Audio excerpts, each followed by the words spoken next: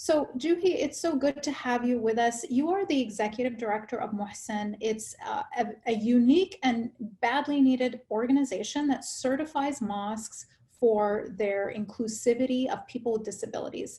Now, what does that have to do with women, right? The answer is that women are oftentimes the caretakers, the caregivers of children with disabilities or other family members. And when people with disabilities are excluded, women are also excluded. So we want to hear from you, Joohi, and we want to hear about what mosques can do better to include every member of our community.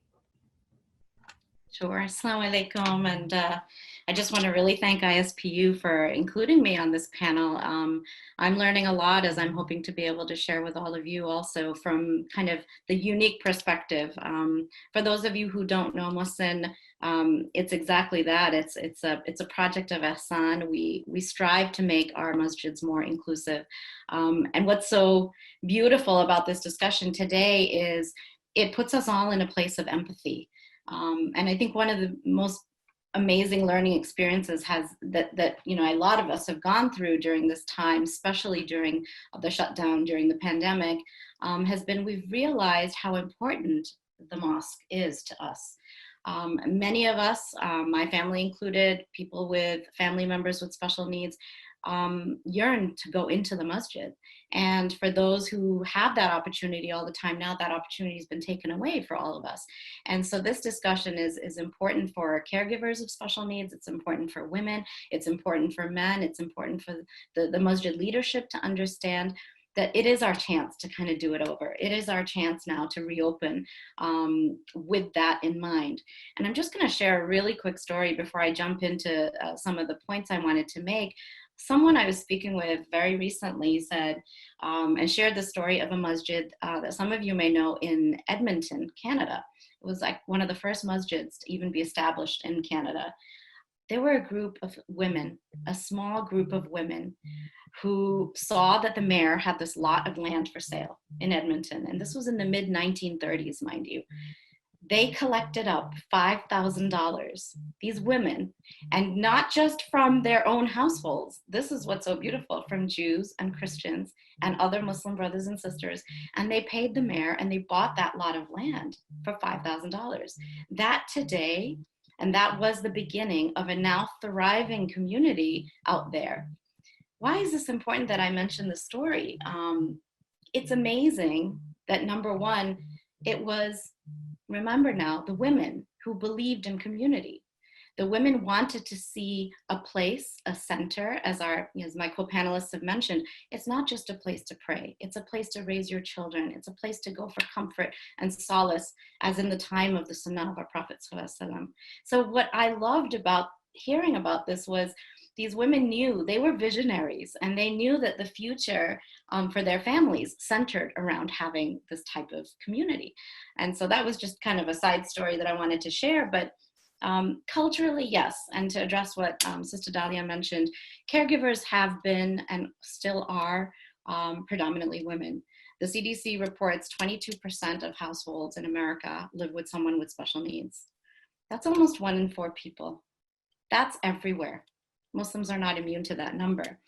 And to add to that, and this is an element that I know when Dr. Mattson kind of went there, it suddenly reminded me that I was going to speak about this. Muslim women today, the numbers of single Muslim women are emerging.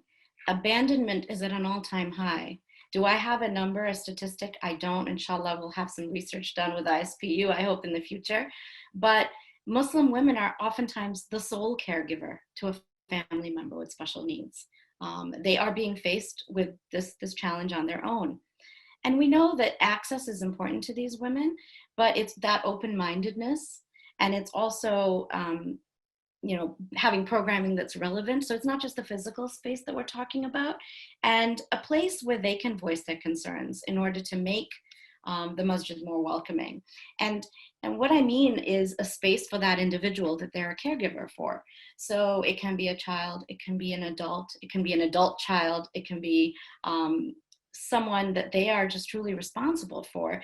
And so when we talk about masjid spaces and we talk about a babysitting room, I always say it goes so much further than a babysitting room. What about that woman who's coming in the mosque, bringing her adult child now who's in their 30s, and that she needs that spiritual connection to the masjid, but because that adult child is not considered a baby, it would be very odd to be in a babysitting room. So I would stress that our masjids and our communities rethink this space. As an advocate for this community, I would say, could we have just a family room? You know, could we have our masjids consider, you know, a quiet room? We do have those rooms that aren't used sometimes, and this would be ideal for a person who has someone who's caregiving to an adult. And remember, I'm not talking about the isolated one or two persons. I'm talking about 600,000 Muslims in America who are living like this. The gender issue comes up. So our masjids are known for their segregated spaces, and correctly so. However, remember now, if you are someone who's caregiving to someone with the opposite gender, and you need to be at Eid Salah because it's Eid and you deserve to be.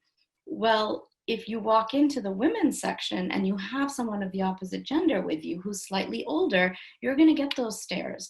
And our families tell us they're made to feel very unwelcome. So what can we do to understand that as these male children will grow older and the father is out of the picture in many cases, where do they go? We need to plan for these community members, and our masjids need to be welcoming to them, while adhering, obviously, to the religious rulings and not making others feel uncomfortable.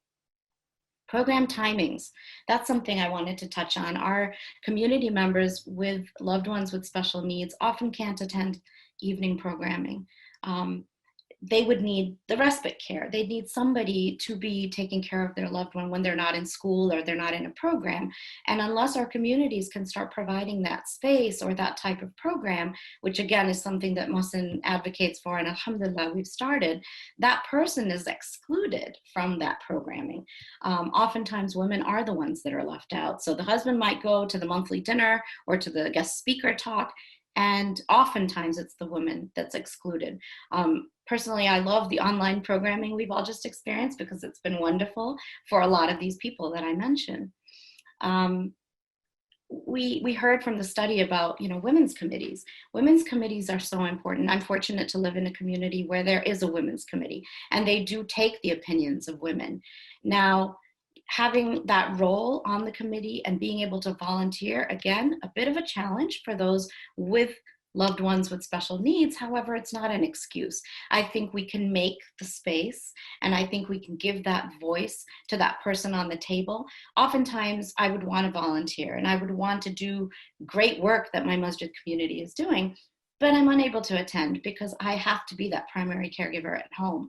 How can I still have that voice? How can our masjids know that we exist? Maybe take into consideration, what is the special needs accommodation needed at the next carnival that we're gonna have in our parking lot? What is the special needs accommodation that's needed during Ramadan? Maybe someone can be that advocate and be on the women's committee and talk about those needs, because who's gonna know it best but people who are living it? And you know, that support is needed, remember, at home. And so many people are missing out on that whole volunteering experience, and that's a voice missing at the table. So I speak for those people who could be a real asset and who could really bring a different kind of opinion. But one more key ask that, you know, we actually at Muhsen, we do survey our families, and mashallah, we have over 700 respondents. And one of the questions in our needs survey was, what kind of programming would you need and what kind of services? And one of the things that came up, and again, Dr. Mattson touched on it earlier, the need for support and counseling. And 82% of the people that Muhsen surveyed said that they would attend and they would like a faith-based, culturally sensitive support group for people to, you know, and they said it could be based at the masjid, which was so interesting to me. These are people who have been alienated from the masjid, yet we want to come back. Yet we want that place and we want that spiritual connection. And it was interesting because they said they wanted a peer group, and they wanted professionals where they could help process the grief and the isolation and the emotions that they go through. And so, you know, this could be their entryway back into the community. We hear about convert support groups, we hear about youth support groups.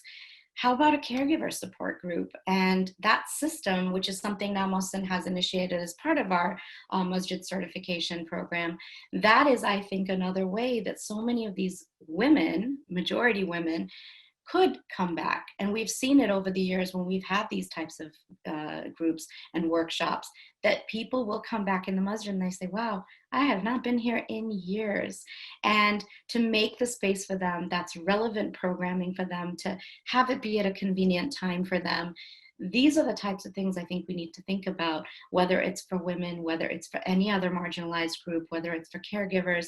And I do believe that through this experience of having gone through the shutdown and the pandemic, Allah subhanahu wa ta'ala is teaching us, was really teaching us all how to be empathetic and how to understand what's truly important to building that role model society. And inshallah, through discussions like these, we can all find ourselves kind of rethinking these spaces and being more welcoming and being more empathetic towards the needs of these different types of groups. And I look forward to, you know, seeing more research coming from ISPU. I look forward to your questions. And with that, I'll hand it back over. Thank you for having me.